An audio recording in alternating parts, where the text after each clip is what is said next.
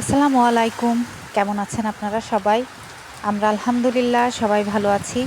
রাত থেকে বৃষ্টি পড়ছে তো পড়ছেই, থামাথামির কোনো নাম নাই। ভাবলাম একটু ভিডিও করে নিয়ে আপনাদের সঙ্গে একটু শেয়ার করা যাবে। এখন আবার নাস্তা বানাতে যেতে হবে। আজকে ভাবছি আলু ভাজি করব আর রুটি করব। আলু, পেঁয়াজ, মরিচ এগুলো কেটে আমি পানি ঝরিয়ে নেব। পানি ঝরিয়ে নিলে ভাজিটা অনেক ঝরঝরে হয়। ঝরঝরে ভাজি খেতে তো ভালোই লাগে। আর আমি আটাটাও মাখিয়ে নিয়েছি। আমরা লাল আটার রুটি খাই। লাল আটা তো শরীরের জন্যে অনেক উপকারী। এখন ভাজিটা চুলায় দিয়ে দিব। আমি এর ভেতরে প্রথমে ২টা শুকনো ঝাল ছিঁড়ে দিয়ে দিয়েছি, তারপর একটু পাঁচফোড়ন দিয়েছি। পাঁচফোড়নের যে ঘ্রাণটা আসে না, ওইটা আমাদের সবারই খুবই পছন্দ। আমাদের সবাই খুবই ভালো পছন্দ করে খায়, কিন্তু আমার কুহু খেতে চায় না। আপনারা কে কে পাঁচফোড়নের তরকারি পছন্দ করেন অবশ্যই আমাকে জানাবেন। ভাজিটা এই চুলায় প্রায় শেষের দিকে।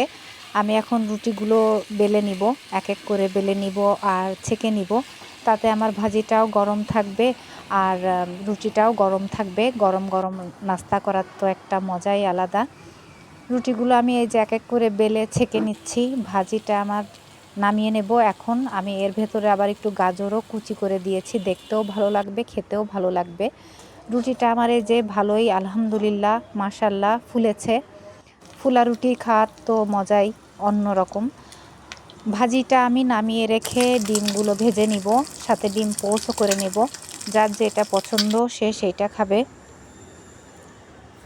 আমি আমার নাস্তাটা নিয়ে এই যে বসে পড়েছি।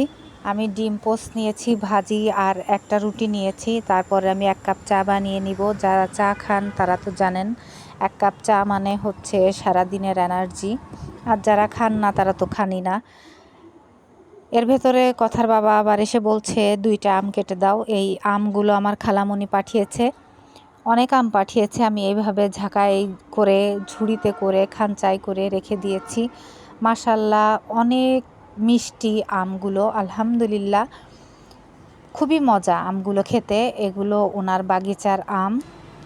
সকালের সব কিছু কাজ সেরে একটু ছাদে হাঁটাহাঁটি করছিলাম, আবার মেঘ করে আসছে, পাখি উড়ে গেল দেখেন 2টা ঘুঘু। এখন দুপুরের রান্না করব খিচুড়ি আর গরুর মাংস। খিচুড়ি তো বৃষ্টি পড়লে সব বাসারই কমন একটা খাবার। গরুর মাংসটা আমি প্রেসার কুকারে 4টা শিশ দিয়ে নিব, তাতেই গরুর মাংসটা সেদ্ধ হয়ে যাবে। মাংসটা প্রেসারে দিয়ে আমি খিচুড়িটা চুলায় দিয়ে দিব। মাংসটা প্রেসার দেওয়া হয়ে গিয়েছে আমার। আমি হাঁড়িতে ঢেলে নিয়েছি। ভয়েস ওভার দিতে গিয়ে ভিডিওতে দেখি আমি খিচুড়ির কোনো ভিডিওই করিনি। আসলে বারবার বাইরে বৃষ্টি দেখতে যাচ্ছিলাম, তাতে আমার খিচুড়ির ভিডিওটা করতে খেয়াল নাই। কি আর করা, বাইরের বৃষ্টিটা এত পরিমাণ হচ্ছিল, সাথে ঝোড়ো বাতাস।